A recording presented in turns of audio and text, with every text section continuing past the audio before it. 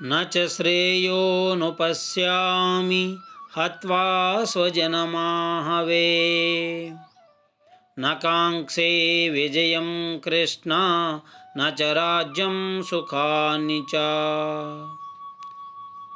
ఓ కృష్ణ, నాకు యుద్ధము వద్దు, ఈ విజయము వద్దు, ఈ రాజ్యము వద్దు, రాజభోగాలు సుఖాలు అసలే వద్దు.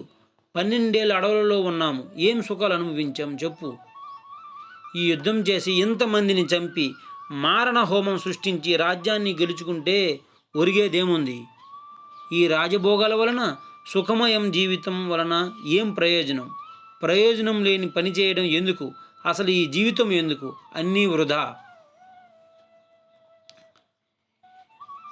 ఇది ప్రస్తుత అర్జునుడి మానసిక పరిస్థితి.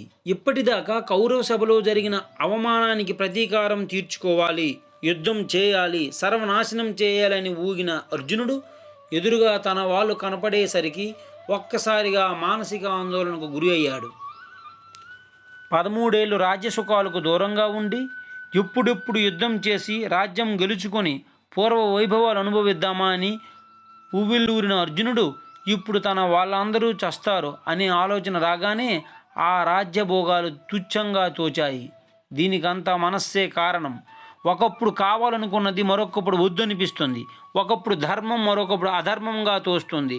ఇదంతా సమస్యను తన కోణం నుండి చూడటం వలననే జరుగుతుంది. నేను యుద్ధం చేయాలి, నా చేతిలో వీళ్ళంతా చస్తారు అనే భావన రాగానే అర్జునుడు మనసు వికలమైంది.